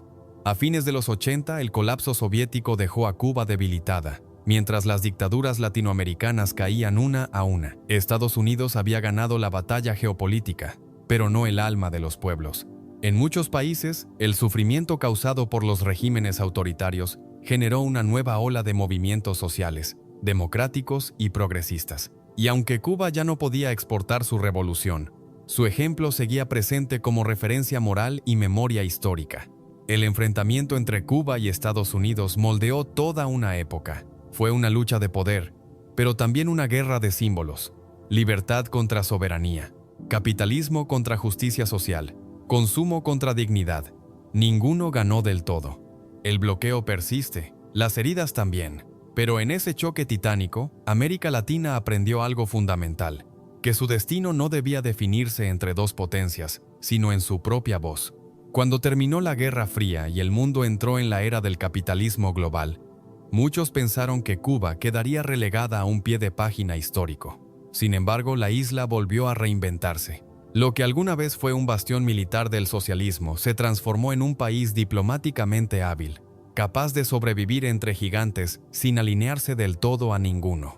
Con la desaparición de la Unión Soviética, La Habana aprendió a sobrevivir mediante su mayor recurso, su prestigio simbólico.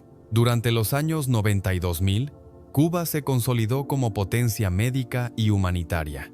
En lugar de exportar revoluciones, comenzó a exportar médicos, maestros y técnicos a todos los rincones del mundo. Las brigadas médicas cubanas estuvieron en los terremotos de Pakistán, en las epidemias de ébola en África y en los hospitales rurales de Venezuela o Bolivia.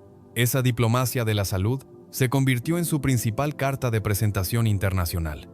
A cambio de esos servicios, el país obtenía petróleo, alimentos o divisas. Era un modo ingenioso de sustituir el comercio tradicional y mantenerse útil en el tablero global. El turismo, por su parte, se volvió la nueva fuente de oxígeno. Los visitantes llegaban atraídos por la historia, la música, las playas y el mito. En los hoteles de Varadero o Cayo Coco, el sol y el ron disfrazaban las penurias del día a día. El gobierno creó una economía dual, una para los turistas, con moneda convertible y servicios modernos, y otra para los cubanos, con racionamiento y escasez. Esa brecha social generó tensiones profundas. La revolución de los iguales empezaba a dividirse entre quienes trabajaban para el Estado y quienes accedían a las divisas extranjeras. A nivel político, Cuba aprovechó su papel simbólico para ganar respeto. Aunque su poder económico era limitado, su historia le otorgaba autoridad moral. Ningún otro país latinoamericano podía hablar con tanta coherencia sobre soberanía y resistencia. En la ONU, la isla siguió denunciando el embargo estadounidense, obteniendo año tras año el apoyo de casi todos los países del mundo. Cada votación era una demostración diplomática, una nación pequeña desafiando al gigante norteamericano y ganando por mayoría aplastante. Durante las presidencias de Hugo Chávez, Lula da Silva y Evo Morales, Cuba volvió a tener aliados políticos firmes en América Latina. Con el surgimiento del llamado socialismo del siglo XXI, la isla se integró en una nueva ola de gobiernos de izquierda que buscaban independencia de Washington. Pero mientras sus socios se movían dentro de marcos democráticos, Cuba mantenía su estructura de partido único, mostrando que su revolución no era una ideología adaptable, sino un sistema cerrado. En el escenario global, La Habana supo cultivar relaciones con China y Rusia, las potencias emergentes que vieron en la isla una oportunidad estratégica. Con Beijing firmó acuerdos de cooperación tecnológica y comercial, mientras que con Moscú recuperó la vieja afinidad militar y energética. Así, Cuba volvió a situarse como un punto de equilibrio en el nuevo orden multipolar, demasiado socialista para integrarse plenamente en Occidente, pero demasiado latinoamericana para depender otra vez de una potencia. La imagen internacional de Cuba también se transformó.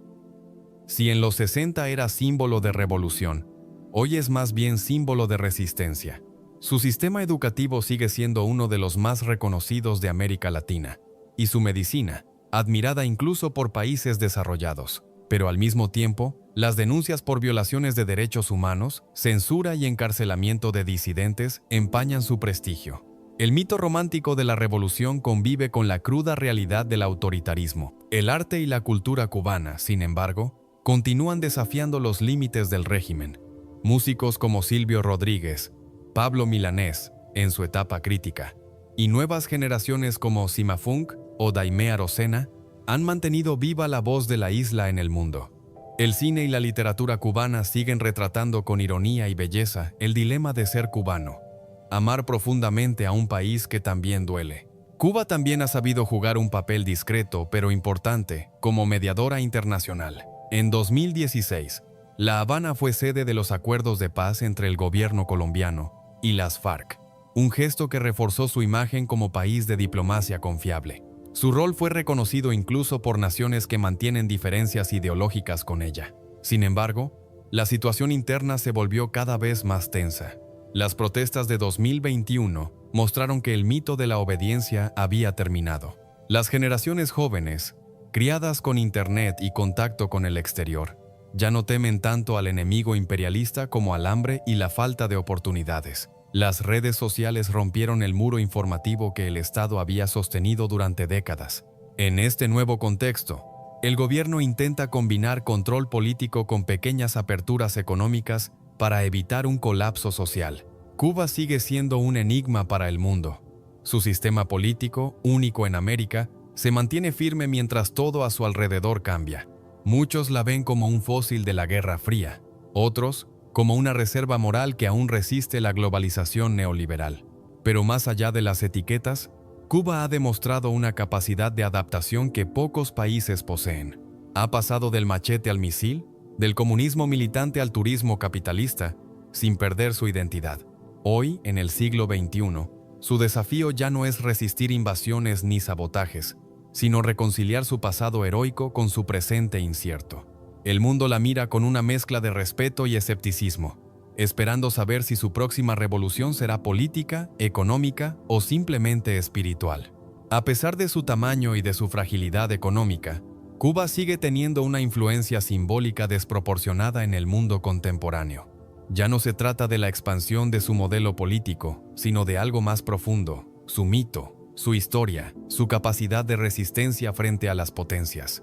En pleno siglo XXI, mientras la globalización borra fronteras y uniforma culturas, Cuba continúa siendo una anomalía, un país que, sin ejército poderoso ni riqueza material, todavía provoca debates en universidades, parlamentos y medios internacionales. Su imagen internacional es una dualidad fascinante. Para una parte del mundo, Cuba es el ejemplo de la dignidad soberana, un Estado que, pese al embargo, ha garantizado salud, educación y una identidad nacional sólida. Para otros, es el símbolo del estancamiento, un régimen que reprime la disidencia y frena el desarrollo de su propio pueblo. Entre ambos extremos hay matices, pero nadie permanece indiferente. Esa es quizás la mayor victoria del país, seguir siendo relevante, incluso en un mundo que ya no necesita revoluciones. En África, Asia y América Latina, Cuba conserva una reputación casi heroica. Muchos países del sur global recuerdan cómo los médicos cubanos llegaron cuando nadie más lo hizo, o cómo sus soldados ayudaron a liberar naciones africanas del colonialismo. Esa memoria de solidaridad sigue pesando. En foros internacionales, La Habana mantiene una voz respetada, sobre todo cuando denuncia la desigualdad global o defiende la autodeterminación de los pueblos. En un planeta cada vez más dominado por grandes potencias, la pequeña isla del Caribe sigue ocupando un lugar en la mesa de los adultos. En Europa, la mirada es más ambigua. Algunos sectores de izquierda continúan viendo en Cuba un símbolo romántico, una utopía resistiendo al capitalismo. Otros, en cambio, la observan como una reliquia autoritaria. En los últimos años, la crisis migratoria, las restricciones a la prensa y los informes de organismos de derechos humanos han erosionado buena parte de la simpatía que alguna vez despertó. Sin embargo, incluso sus críticos admiten que Cuba ha logrado sostener un sistema de educación y salud pública admirable, especialmente si se lo compara con países mucho más ricos. En Estados Unidos, la relación con Cuba sigue siendo un tema político sensible. El embargo económico, vigente desde hace más de 6 décadas, es el más prolongado de la historia moderna. Cada gobierno debate si levantarlo o endurecerlo, pero ninguno lo ha eliminado. Las administraciones de Obama y Biden intentaron un deshielo gradual, mientras que Trump volvió a las sanciones. En el Congreso estadounidense, el voto cubano de Florida, profundamente anticastrista, continúa teniendo un peso determinante. Así, la política hacia Cuba se mantiene como rehén de la historia. A nivel global, la isla conserva su prestigio cultural. El cine cubano sigue ganando premios en festivales internacionales. La música mantiene su encanto eterno, y la literatura continúa explorando la vida cotidiana de un pueblo que se niega a perder la esperanza. Las escuelas de medicina y las misiones internacionales formaron a miles de profesionales de África y América Latina que hoy reconocen a Cuba como su alma mater. En universidades de todo el mundo, su modelo de salud comunitaria se estudia como ejemplo de eficacia y humanismo. Incluso en la era digital, Cuba ha sabido proyectar su marca. Los jóvenes artistas y creadores de la isla utilizan las redes sociales para mostrar su realidad sin filtros, una mezcla de belleza, ingenio y precariedad. Sus videos, canciones y documentales recorren el mundo, mostrando una nación que no solo resiste al poder, sino también al olvido. La nueva generación cubana ya no habla tanto de socialismo o imperialismo, sino de identidad, libertad y conexión. De algún modo, están reinventando el significado mismo de ser cubano. En organismos internacionales como la ONU o la OMS, Cuba continúa siendo un referente moral cuando se habla de salud pública o cooperación humanitaria. Durante la pandemia de COVID-19, las brigadas médicas cubanas viajaron a más de 40 países, incluyendo Italia y Sudáfrica. Mientras potencias se disputaban vacunas y recursos, la pequeña isla caribeña enviaba doctores y enfermeros, recordándole al mundo que su mayor riqueza siempre fue su gente. Sin embargo, el futuro del país sigue lleno de incertidumbre. Las nuevas alianzas con Rusia y China le ofrecen cierta estabilidad, pero también reavivan viejos fantasmas de dependencia.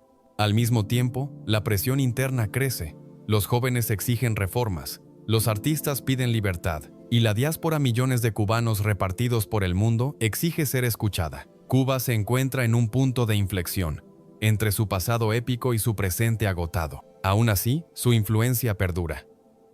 Ninguna nación del hemisferio ha logrado mantener tanto peso simbólico durante tanto tiempo. Cada vez que en algún rincón del planeta alguien pronuncia el nombre Cuba, lo hace con una mezcla de respeto, curiosidad y nostalgia. Porque Cuba no es solo una isla, es una idea, una promesa, una advertencia. Representa el precio y la gloria de resistir. Y aunque el mundo cambie, la palabra Cuba seguirá evocando revolución, música y coraje. En esa mezcla de belleza y contradicción radica su poder eterno.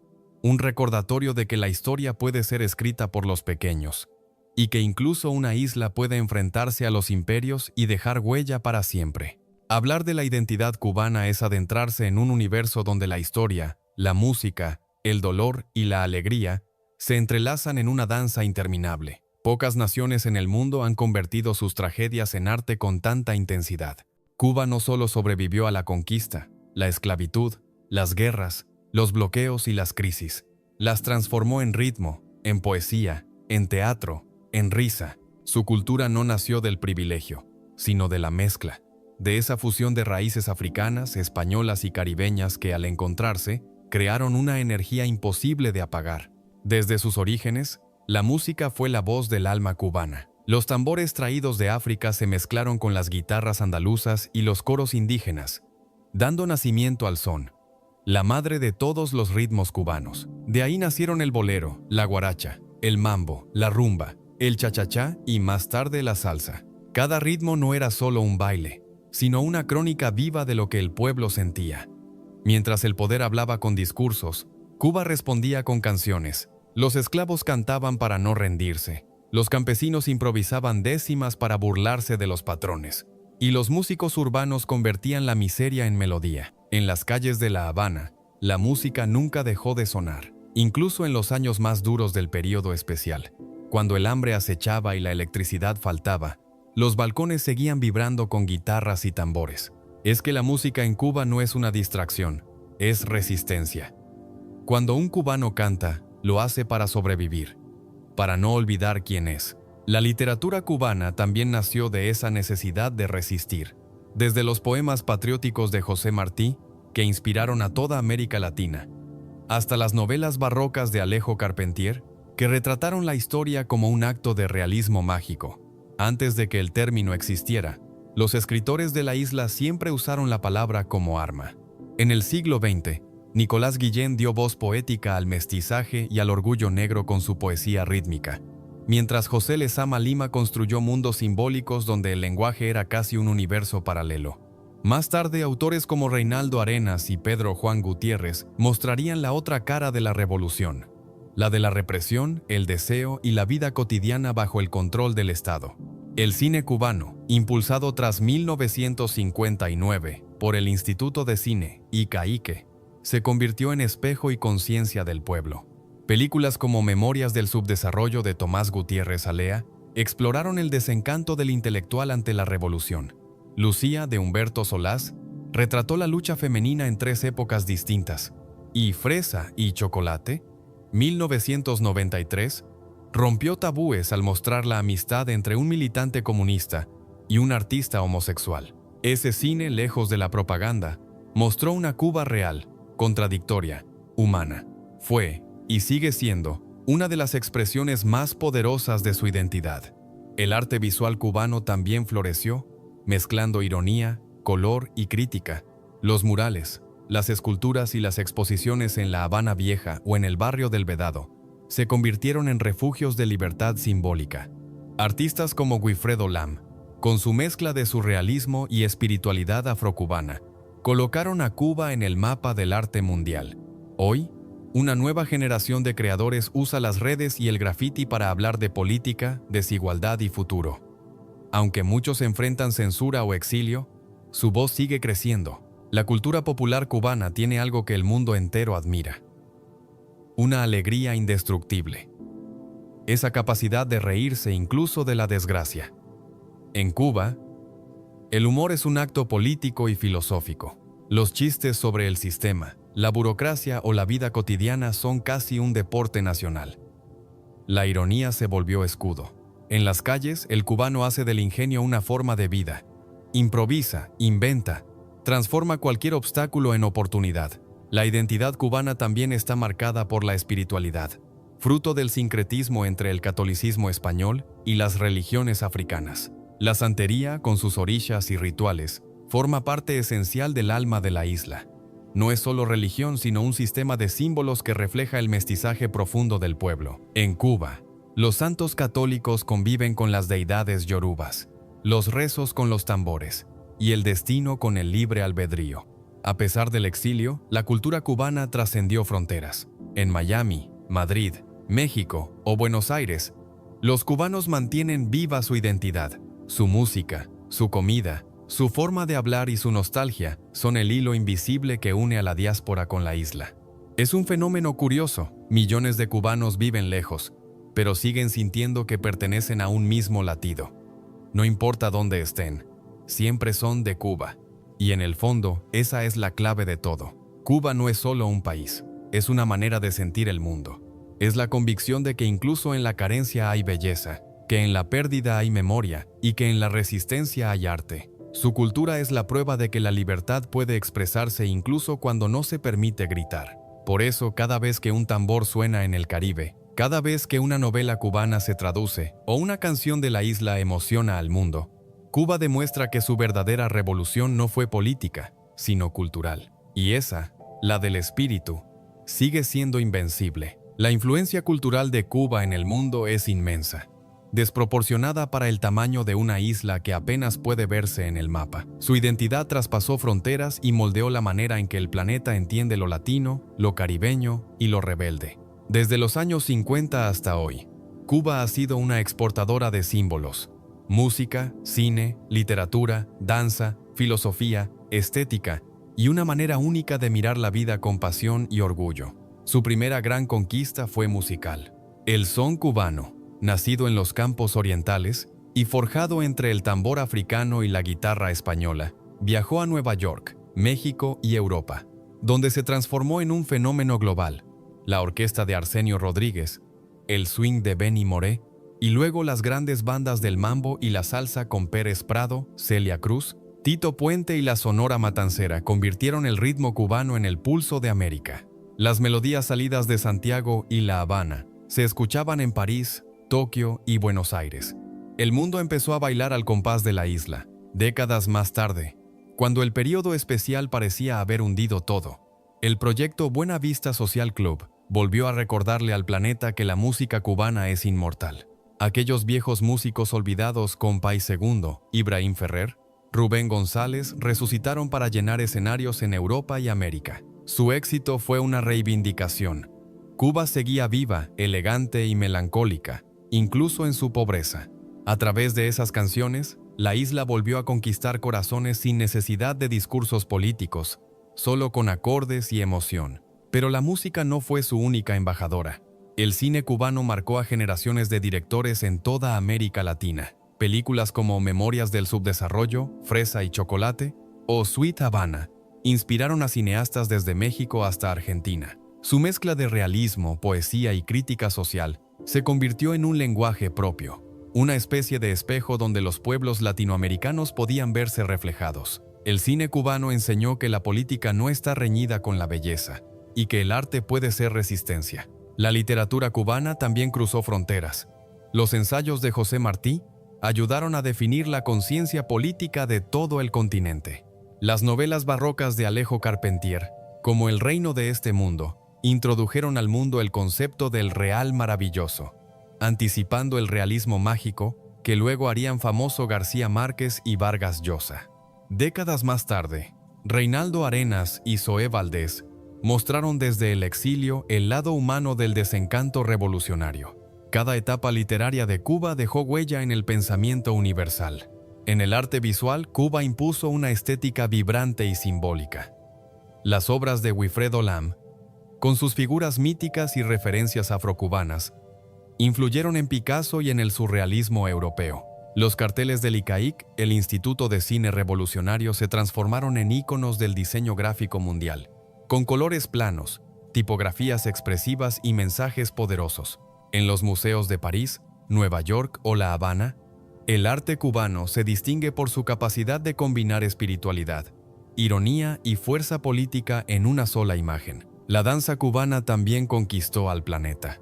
El Ballet Nacional de Cuba, fundado por Alicia Alonso, elevó la técnica clásica a un nivel legendario. Su estilo, mezcla de disciplina rusa y sensualidad caribeña, deslumbró en escenarios de todo el mundo. Al mismo tiempo, el baile popular, la rumba, el son, la salsa y el casino se expandió como un lenguaje universal. Hoy, en cualquier ciudad del planeta, alguien baila un ritmo nacido en la isla. Culturalmente, Cuba se convirtió en un símbolo de autenticidad. En un mundo que tiende a uniformarse, la isla mantuvo su sabor, su voz y su manera de mirar la vida. Desde la moda hasta el arte urbano, lo cubano es sinónimo de color, ingenio y resistencia. Incluso las ruinas de La Habana Vieja, con sus balcones descascarados y autos antiguos, inspiraron una estética mundial, la del decadente bello. Grandes fotógrafos y cineastas la retratan no como miseria, sino como poesía viva. En la filosofía y el pensamiento político, la figura de Fidel Castro trascendió la ideología. Admirado o detestado, se convirtió en un arquetipo histórico. El líder que desafió al imperio y sobrevivió. Su imagen, al igual que la del Che Guevara, es parte de la cultura global. El rostro del Che, impreso en camisetas, murales y banderas, es quizás el símbolo más reproducido del siglo XX. Paradójicamente, lo que nació como emblema anticapitalista terminó siendo uno de los íconos más comercializados del mundo.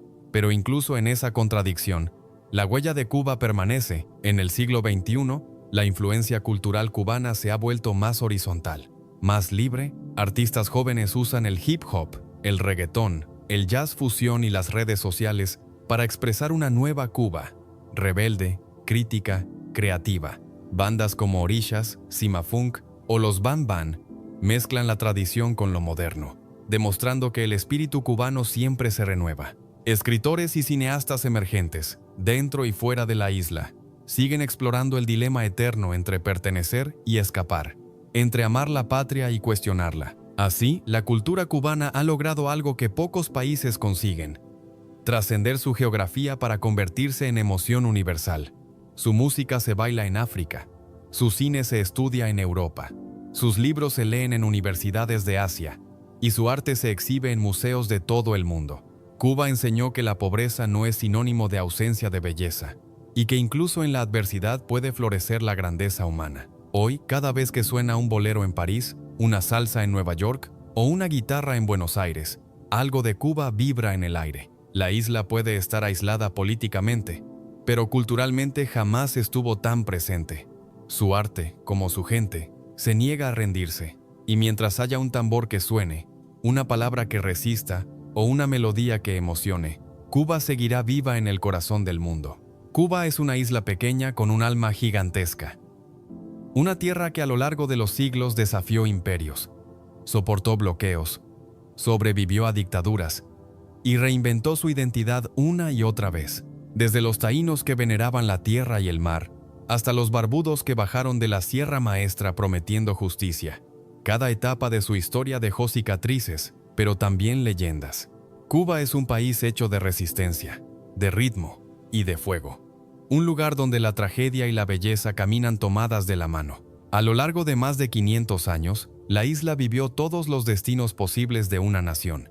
Fue colonia española, protectorado norteamericano, república frágil, dictadura militar y laboratorio de la revolución. Y en cada una de esas metamorfosis, el pueblo cubano encontró una manera de seguir siendo él mismo.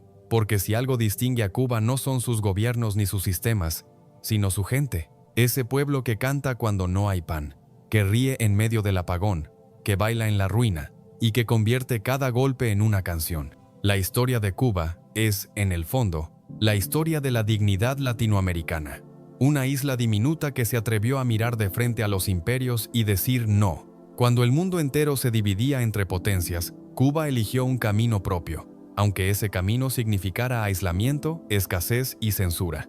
Esa rebeldía la convirtió en símbolo durante la Guerra Fría, mientras los misiles apuntaban al cielo y el planeta contenía el aliento. Cuba demostró que la soberanía podía tener el precio más alto y aún así ser motivo de orgullo. Pero el mito revolucionario también tuvo su sombra. La libertad soñada se transformó muchas veces en control. La justicia, en discurso. La igualdad, en sacrificio constante. La revolución dio educación, salud y dignidad a millones, pero también silencio a los que pensaban distinto. Es el dilema eterno de las utopías. Cuando quieren hacerlo todo perfecto, terminan exigiendo obediencia absoluta.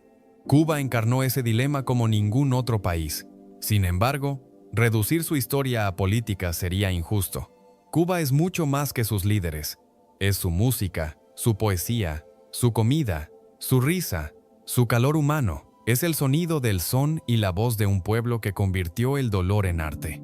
Desde las décimas campesinas hasta el jazz afrocubano, desde los murales revolucionarios hasta los versos de José Martí, cada expresión cultural fue una forma de afirmar: seguimos vivos.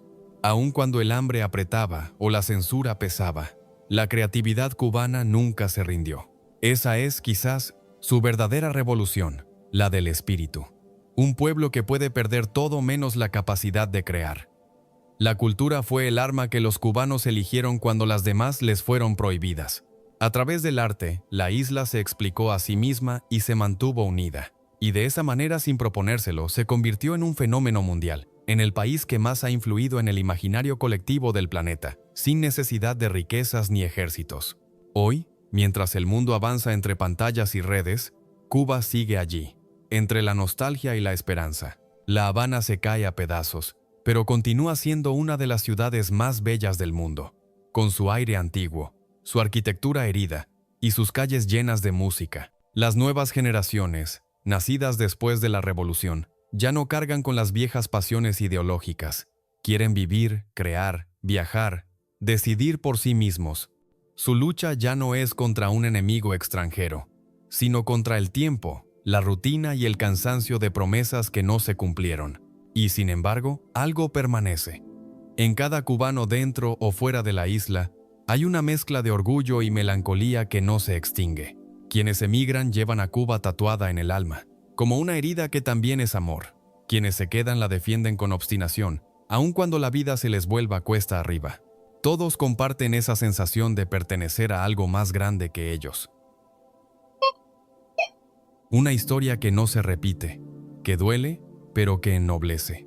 En el mapa, Cuba parece un pequeño arco verde flotando en el Caribe.